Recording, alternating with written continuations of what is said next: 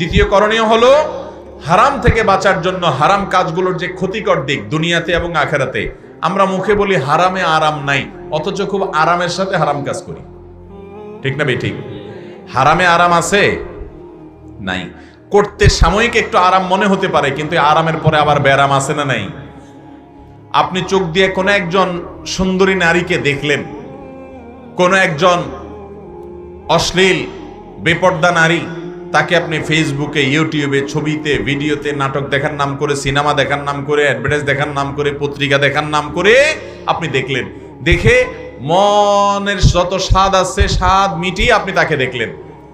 দেখে আপনি স্বাদ পাবেন, ঠিক আছে, কিন্তু এই নগদ স্বাদের পর যখন আপনি হাতের নাগালে পেলেন না তাকে, তখন আপনার মধ্যে অস্থিরতা কাজ করবে কি করবে না বলেন? মনের মধ্যে অশান্তি আসবে কি আসবে না? প্রতিটা হারাম কাজ মানুষকে সাময়িক আনন্দ দিলেও স্থায়ীভাবে তাকে বিষাদের মধ্যে ফেলে দেয়। এজন্য হারাম কাজগুলোর ক্ষতিকর দিকগুলো নিয়ে গবেষণা করবেন, স্টাডি করবেন, এবং সেগুলো যত বেশি স্টাডি করবেন হারাম থেকে বাঁচার তাগাদা আপনার ভিতরে তৈরি হবে। তাকওয়া অনেক নফল কাজ করার নাম নয়, তাকওয়া অনেক নফল ইবাদতের নাম নয়, নফল দান সাদকা করার নাম নয়। এগুলো তাকওয়া হবে, কিন্তু তাকওয়ার মূল বিষয় হলো ফরজ কাজগুলো করা, হারাম কাজগুলো বেঁচে থাকা। আপনি মোটা দাগে হারাম কাজের তালিকা, ফরজ কাজের তালিকাটা যদি করেন, ফরজ কাজগুলো আপনার জীবনে আছে কিনা, হারাম কাজগুলো থেকে আপনি বেঁচে আছেন কিনা, ব্যাস এইটাকে এমন ভাবে সাজিয়েছে যে শয়তান আমাদের বাবা আদমকে জান্নাত থেকে বের করে দিয়েছে, আমাদের বাবা আদমকে জান্নাত থেকে বের করে দিয়েছে, আমাদেরকে জান্নাত থেকে বের করে দিয়েছে। তার চ্যালেঞ্জই হলো যেন আমরা জান্নাতে যেতে না পারি। এই জন্য শয়তান চ্যালেঞ্জ দিয়েছে কোরআনে যে হে আল্লাহ, আল্লাহ তাআলার কাছে বলেছেন যে আল্লাহ, আপনার সিরাত মুস্তাকিমের প্রতিটি মোড়ে মোড়ে পথে পথে আমি বসবো, লাআকুদান্না, আমি বসবো, বসে বসে আদম সন্তানদেরকে ঠেকাবো যাতে ওরা ওই দিকে যেতে না পারে জান্নাতের দিকে। তারা আমাদেরকে জাহান্নামের দিকে শয়তান টানে, আমরা তার সাথে সংগ্রাম করে জান্নাতে যাওয়ার চেষ্টা করতে হবে। আরশ আজিমের মালিক আপনাকে আমাকে সবসময় মাথায় রাখতে হবে। তাকওয়া অনেক নফল কাজ করার নাম নয়, তাকওয়া অনেক নফল ইবাদতের নাম নয়, নফল দান সাদকা করার নাম নয়। এগুলো তাকওয়া হবে, কিন্তু তাকওয়ার মূল বিষয় হলো ফরজ কাজগুলো করা, হারাম কাজগুলো বেঁচে থাকা। আপনি মোটা দাগে হারাম কাজের তালিকা, ফরজ কাজের তালিকাটা যদি করেন, ফরজ কাজগুলো আপনার জীবনে আছে কিনা, হারাম কাজগুলো থেকে আপনি বেঁচে আছেন কিনা, ব্যাস এই দুইটা জিনিস যদি আপনি ভালো করে দেখেন ঠিকঠাক মতো, এবং এই তালিকা ধরে ধরে যদি আপনি আগান, আল্লাহর খাতে আপনি মুত্তাকি হতে পারবেন, আপনি খাঁটি মুসলমান হতে পারবেন, আপনি আল্লাহর প্রিয় বান্দা হতে পারবেন, এবং আপনি নবী সাল্লাল্লাহু আলাইহি ওয়াসাল্লামের বাতানো দ্বীনের পথে আপনি পরিচালিত হয়েছেন সেই দাবি আপনি করতে পারেন, সেই প্রাউড আপনার ফিল হতে পারে। আল্লাহ তাআলা আমাদের সবাইকে সেরকম মুসলমান হওয়ার তৌফিক দান করুন। আমাদের সমাজে বেশিরভাগ মানুষ ইসলামের করণীয় কাজগুলোর গুরুত্ব আমরা বুঝি, কিন্তু বর্জনীয় কাজগুলো ছাড়ার গুরুত্ব আমরা বুঝি, যার কারণে যেই লোকটা নামাজ পড়ে সেই লোকটা আবার গোপনে গোপনে মোবাইলে হারাম জিনিস দেখে। যে রবের নির্দেশে আপনি নামাজ পড়ছেন, সেই রবের নির্দেশে আপনার চোখের গুনাহ থেকে বাঁচা লাগবে কি লাগবে না?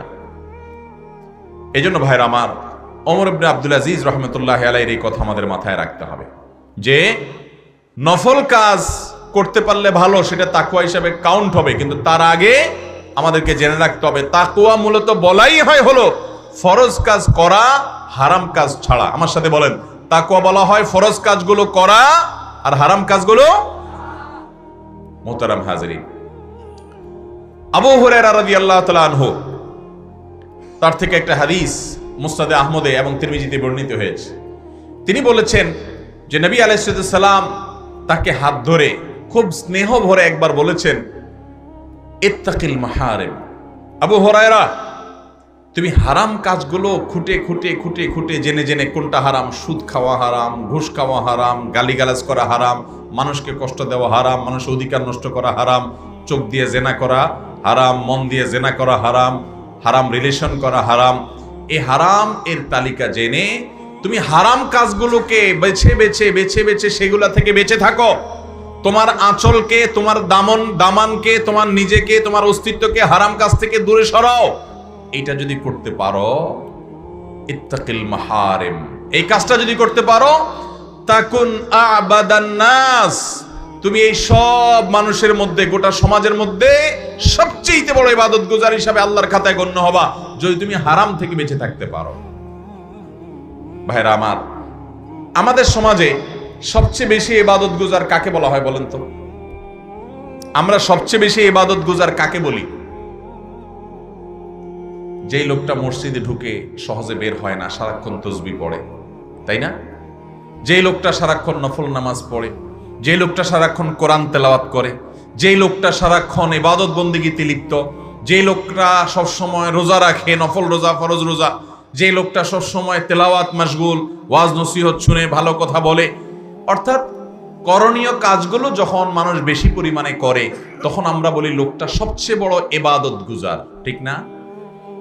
অথচ নবীজি সাল্লাল্লাহু আলাইহি সাল্লাম আবু হুরায়রাকে বলছেন, ইত্তাকিল মাহারিম, করণীয় কাজগুলো তো করবে ঠিক আছে, কিন্তু বিশেষ গুরুত্ব দিয়ে হারামগুলো থেকে বেঁচে থাকবে।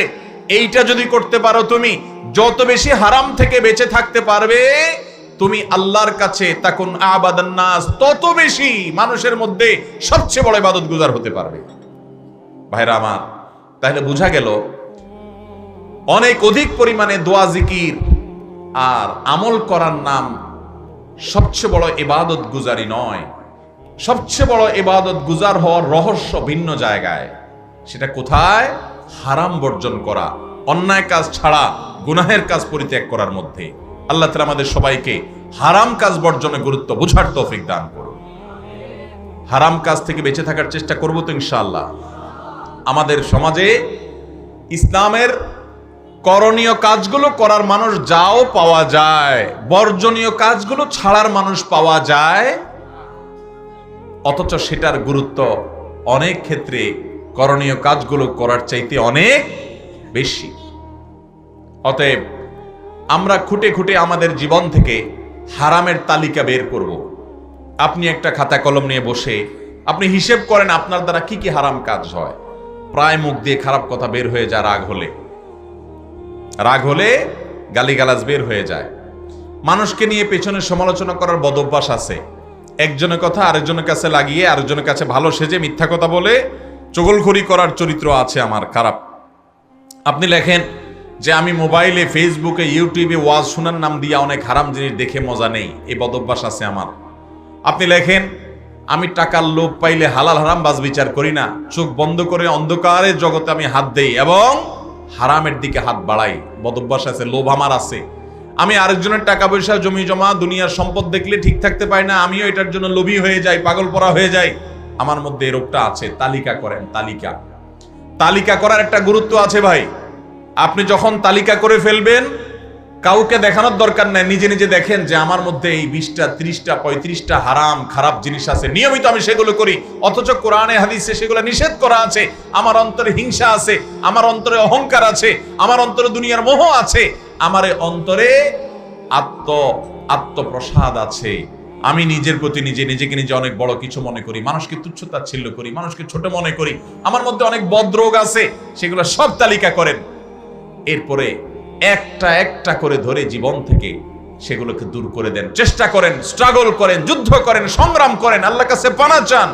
আপনি যদি এই কাজটা করতে পারেন, নবী আলাইহিস সালামের বাতানো পদ্ধতি অনুযায়ী আপনি হবেন সমাজের সবচেয়ে বড় ইবাদত গুজার, আপনি হবেন সমাজের সবচেয়ে বড় মুত্তাকি, আপনি হবেন সমাজের সবচেয়ে বড় পরহেজগার। এই যে আমরা পরহেজগার বলি, পরহেজ শব্দ উর্দু ফার্সিতে পরহেজগার মানেই হলো, এটা ফার্সি শব্দ, পরহেজ মানে বাঁচা, পরহেজগার মানে যে বেঁচে থাকে, মানে হারাম থেকে বেঁচে থাকে। অথচ হারাম থেকে বাঁচার তেমন কোনো গুরুত্ব আমাদের মধ্যে নাই। আমরা হারাম থেকে বাঁচার ব্যাপারে একেবারে অবহেলা করি। বেশিরভাগ মানুষ দেখবেন যে করণীয় কাজ যাই করে না করি, হারামের মধ্যে আমরা সারাক্ষণ হাবুডুবু খাই, সারাক্ষণ আমরা হাবুডুবু খেতে থাকি। আমাদের সমাজে হারামে লিপ্ত হওয়াটাকে এত খারাপ মনে করা হয় না, অথচ এটা হলো সবচাইতে খারাপ জিনিস। অতএব আমরা হারাম থেকে বেঁচে থাকার জন্য সংগ্রাম করব তো ইনশাআল্লাহ, চেষ্টা করব তো ইনশাআল্লাহ। হারামের তালিকা করবেন তো ইনশাআল্লাহ, হারামের তালিকা করবেন যে আপনার মধ্যে আমার মধ্যে কি খারাপ জিনিস আছে, এরপর একটা একটা করে পরিত্যাগ করব। আরশ আজিমের মালিক আমাদেরকে তৌফিক দান করুন। হারাম থেকে বেঁচে থাকবেন কিভাবে, বুদ্ধি কি, পরামর্শ কি, উপায়টা কি?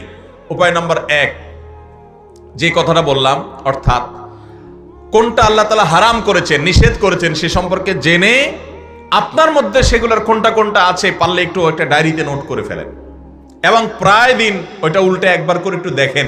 দেখলে আপনার ভিতরে বিবেচনা বোধ আসবে, জাগ্রত হবে, আপনার ভিতরে চেতনা জাগবে যে আমি হারাম, এতগুলো হারাম আমি বয়ে বেড়াচ্ছি, আমার মধ্যে আছে। আপনার মধ্যে ভালো হওয়ার তাগাদা ফিল হবে। ভাইরা আমার, একসময় মানুষকে ভালো হতে হয়। আমরা কবরমুখী জীবনে এগিয়ে যাচ্ছি, প্রতিদিন কবরের দিকে আমাদের একটা দিন চলে যাচ্ছে, একটা কদম আগায় যাচ্ছে। কখন মালাকুল মউত হাজির হবে আমরা জানি না। নিজেদেরকে সংশোধন করতে হবে কি হবে না ভাই? ইয়াউমা লা ইয়ানফা'ু মালুন ওয়ালা বানুন ইল্লা মান আতাল্লাহ বিকলবিন সালিম। এই টাকা পয়সা, সহায় সম্পদ, পরিবার পরিজন যেগুলো নিয়ে সারাদিন মত্ত, এর কোনোটা কাজে আসবে না ভাই। অন্তরটাকে পরিচ্ছন্ন করে, পবিত্র করে এটা নিয়ে যদি যেতে পারেন, তাহলে এটা আল্লাহর কাছে কাজে দিবে। আল্লাহ বলবেন, তোমাকে একটা পরিচ্ছন্ন অন্তর দিয়ে পাঠাইছিলাম, সেখানে গুনাহ দিয়ে এটাকে কালো করে নিয়ে আসছো, এজন্যই শাস্তি হবে। এজন্য ভাইরা, হারাম থেকে বাঁচার জন্য, গুনাহ থেকে বাঁচার জন্য তালিকা করতে হবে। তালিকা করে ওইটা মাঝে মধ্যে দেখবেন। শুধু দেখলেই আপনার ভিতরে এক ধরনের বিবেচনা তৈরি হবে যে এটা দরকার। নাম্বার 2, দ্বিতীয় করণীয় হলো হারাম থেকে বাঁচার জন্য হারাম কাজগুলোর যে ক্ষতিকর দিক দুনিয়াতে এবং আখিরাতে। আমরা মুখে বলি হারামে আরাম নাই, অথচ খুব আরামের সাথে হারাম কাজ করি। ঠিক না বেঠিক? হারামে আরাম আছে নাই? করতে সাময়িক একটু আরাম মনে হতে পারে, কিন্তু আরামের পরে আবার ব্যারাম আছে না নাই? আপনি চোখ দিয়ে কোনো একজন সুন্দরী নারীকে দেখলেন, কোন একজন অশ্লীল বেপর্দা নারী, তাকে আপনি ফেসবুকে, ইউটিউবে, ছবিতে, ভিডিওতে, নাটক দেখার নাম করে, সিনেমা দেখার নাম করে, অ্যাডভার্টাইজ দেখার নাম করে, পত্রিকা দেখার নাম করে আপনি দেখলেন। দেখে মনের যত স্বাদ আছে স্বাদ মিটিয়ে আপনি তাকে দেখলেন। দেখে আপনি স্বাদ পাবেন, ঠিক আছে, কিন্তু এই নগদ স্বাদের পর যখন আপনি হাতের নাগালে পেলেন না তাকে, তখন আপনার মধ্যে অস্থিরতা কাজ করবে কি করবে না বলেন? মনের মধ্যে অশান্তি আসবে কি আসবে না? প্রতিটা হারাম কাজ মানুষকে সাময়িক আনন্দ দিলেও স্থায়ীভাবে তাকে বিষাদের মধ্যে ফেলে দেয়। এজন্য হারাম কাজগুলোর ক্ষতিকর দিকগুলো নিয়ে গবেষণা করবেন, স্টাডি করবেন, এবং সেগুলো যত বেশি স্টাডি করবেন, হারাম থেকে বাঁচার তাগাদা আপনার ভিতরে তৈরি হবে। নাম্বার 3, হারাম থেকে বাঁচার জন্য আপনি আল্লাহ রাব্বুল আলামিনের কাছে পানাহ চাইবেন। আল্লাহ, আপনি আমাকে তাকওয়া নসিব করেন। আল্লাহ, আপনি আমাকে গুনাহ থেকে বাঁচার তৌফিক দান করেন। আল্লাহুম্মা আতি নাফসি তাকওয়াহা ওয়া যাক্কিহা ওয়া আনতা খায়রু মান যাক্কাহা আনতা ওয়ালিয়্যুহা ওয়া মাওলাহা। আল্লাহুম্মা আতি নাফসি তাকওয়াহা, আল্লাহ আমার প্রবৃত্তিকে, আমার নফসকে, আমাকে আপনি মুত্তাকি হওয়ার তৌফিক দান করেন, হারাম কাজ ছাড়ার তৌফিক দান করেন। ওয়া যাক্কিহা ওয়া আনতা খায়রু মান যাক্কাহা, আমাকে আপনি পরিশুদ্ধ করে দেন, আমাকে আপনি পবিত্র করে দেন গুনাহ থেকে। আল্লাহর কাছে পানাহ চান। আর 4 নম্বর করণীয় হলো হারামের পরিবেশ থেকে বের হয়ে আসেন। কিছু হারাম আছে যেগুলো পরিবেশের কারণে হয়, ওই পরিবেশ থেকে সরে আসবেন, আল্লাহ তাআলা বাঁচার তৌফিক দিবেন।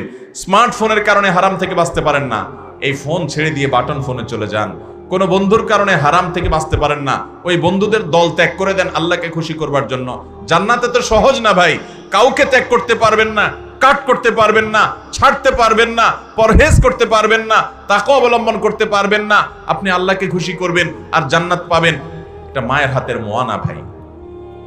বুকে হাত দিয়ে বলতে পারবেন জীবনে আল্লাহর জন্য কয়টা স্যাক্রিফাইস করেছেন? বিশাল বন্ধু, তারা ছাড়া বাঁচেন না, কিন্তু তার সাথে থাকলে গীবত হয়, সমালোচনা হয়, মেয়েদের নিয়ে আলাপ সালাপ হয়, ইফটিজিং হয়, হারাম আলাপ হয়। এই জন্য এই বন্ধুদেরকে আল্লাহর জন্য কোরবানি করে দিলাম, কাট করে দিলাম। কোন একটা পরিবেশ, কোন একটা চাকরি, লোভনীয় চাকরি কিন্তু হারাম উপার্জন, আল্লাহকে খুশি করবার জন্য কাট করে দিলাম, ছেড়ে দিলাম, কষ্টে চলে আসলাম, লোভ ছেড়ে কষ্টের জীবন যাপন করলাম। এরকম জীবনে কয়টা স্যাক্রিফাইস করার তৌফিক হয়েছে?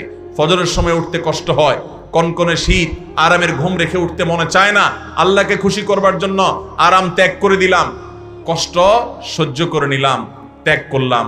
এই ত্যাগগুলোর বিনিময়ে কিন্তু জান্নাত পাওয়া যাবে। নবী সাল্লাল্লাহু আলাইহি সাল্লাম বলেছেন, হুফফাতিল জান্নাতু বিল মাকারিহ, জান্নাতের চতুর্পাশকে কষ্টদায়ক কাজ দিয়ে ঘিরে রাখা হয়েছে। একটা একটা কাজ যেটা করতে কষ্ট হয়, টাকা পয়সার লোভ ছাড়তে আরাম লাগে না, কষ্ট হয়? কথা বলেন। হারাম টাকার লোভ চাইলে রাতারাতি আঙ্গুল ফুলে কলা গাছ হয়ে যেতে পারেন, কিছুদিনের মধ্যে বড়লোক হয়ে যেতে পারেন, শুধু 2 নম্বর পথে গেলেই হয়।